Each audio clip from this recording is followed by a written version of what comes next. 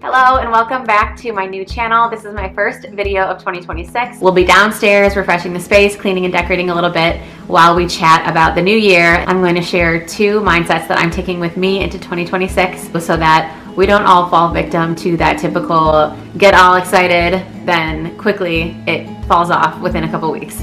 So let's go ahead and get started.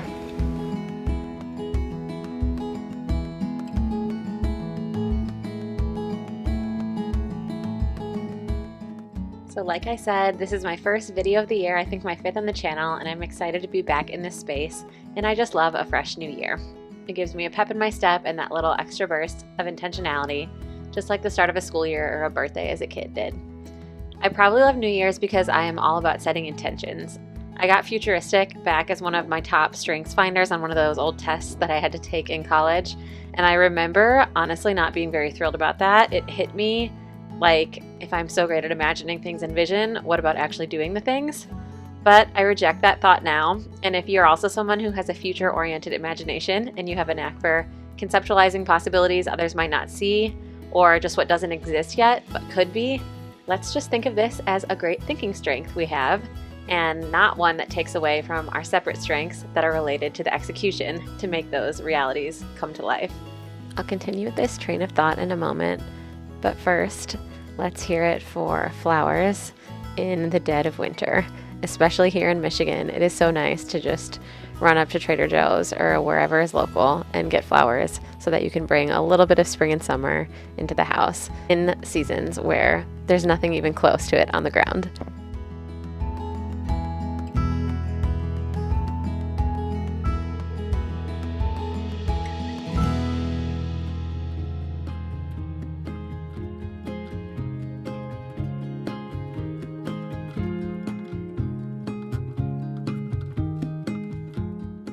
So back to what I was saying about setting intentions and being people who like to think ahead. Honestly, I feel like this has to be most of us.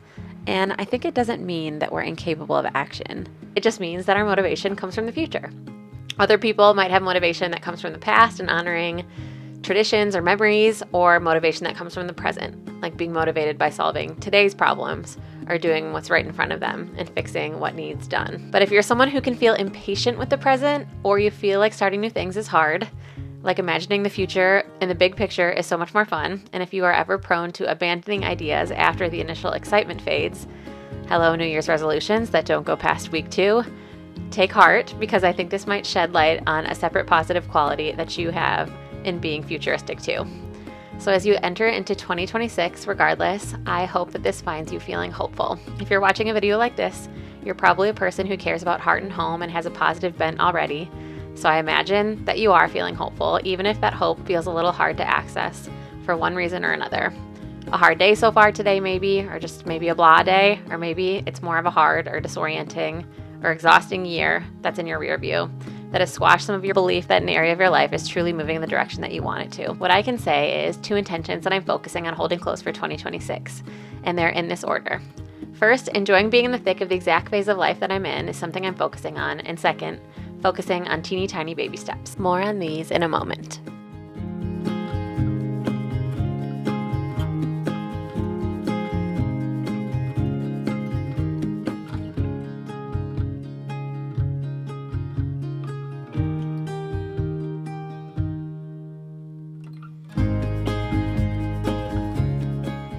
All right, I'm going to finish up taking down the dishes and cleaning up the kitchen, and something that I've already done, speaking of New Year's resolutions, right after filming this, was getting rid of a lot of these plastic plates, and I think that's where we can give ourselves grace. It took me a long time. It felt overwhelming to overhaul plates and all the things for the kids, but I have been doing some research and learning about the dangers of plastics, so I am trying to slowly but surely get rid of those products in our house.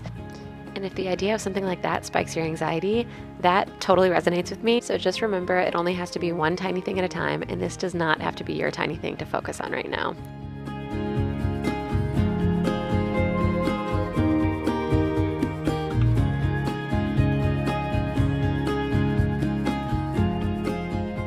Back to the 2 intentions that I'm focusing on in the year ahead. Appreciating my current phase of life and focusing on baby steps. The first one is a God lesson for me from the last couple weeks alone that just came back to me full swing this morning. On a podcast episode of The Mary Morantz Show, Mary recently mentioned how even some of the most successful people from a worldly standpoint, now in their old age, think Arnold Schwarzenegger or the like, have vocally reflected how they'd jump back at the chance to go back to the phase of life where they were in the thick of the climb. They'd opt in to wanting to more thoroughly soak in and enjoy that very period. I've thought of that many times since that episode, and then an email hit my inbox this morning emphasizing the same thing. If you have little kids and dreams, and you too want to exercise and not make goodles for dinner again, and you have a house to take care of and a job to work, and a husband to love, and probably washing your hair would be good too because it's been a week, then you know it can be a grind, and you too might find yourself wishing that you could have gotten more on any given day. It's not that you're wishing for the days to be longer because they already feel pretty long, but you are just dwelling in this place of being unsure if you're doing them right, prioritizing them correctly, loving your family well, while also moving goals forward and becoming a better version of yourself incrementally. Likely there are areas you feel like you're straight failing, and me too.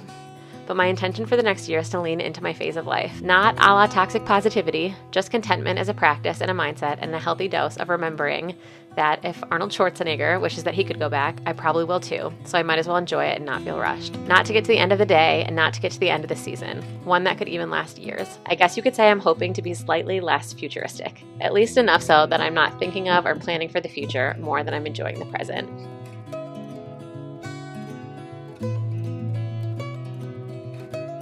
I'll get to the second intention shortly, but first I'm going to style the Entryway console. This console is old and from my parents' house, not my favorite ever in this spot, but it works well for now. I try to keep the Entryway practical with the cubes for extra seating and a bowl for keys or AirPods, which, speaking of keys, I have only one set right now and have been waiting for months for the spare to just show up wherever it will. That's just one example of about 100 that go to show that I really need to declutter and simplify my life, which is why I'm excited about this decluttering series I'm kicking off. I guess you can consider this the first installment. I really want to hopefully end this year just feeling much freer and more decluttered than I'm feeling starting it. And I mean that physically and mentally, because as we all know, and especially as a mom, mental and physical clutter are so inextricably linked that it's crazy. I actually heard the other day that clutter doesn't affect men near as much as it affects women, and that totally hits. I don't think my husband's headspace is near as affected whatsoever when things are messy or cluttered like mine is.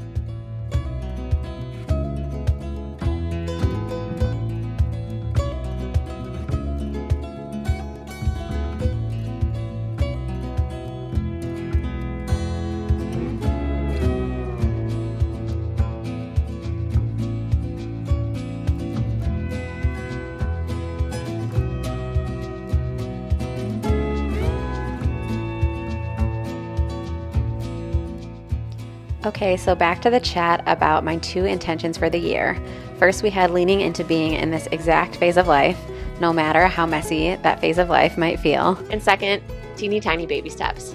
At the same time as appreciating my current phase of life, I also want to take baby steps towards goals. That's honestly why I'm here right now. It's pretty late on a Friday night, and I'm recording this for what will be very few people to watch because I'm at the very beginning of this journey, but it's a journey that I want to be on. So I'm getting in the 1 video a week that is my goal. I want to show up for myself and for the small community of people like you who might decide to watch too. And goals are sometimes hit and sometimes they're not. And if I don't hit all my goals all the time, that's okay. But I can still resolve to keep taking those teeny tiny baby steps. Happy New Year to you and yours. I hope to see you next week. And remember, enjoy being in the thick of whatever it is for you. And at the same time, take teeny baby steps towards a future that makes your heart skip just a little beat, even while you're just dreaming about it. I hope to see you soon.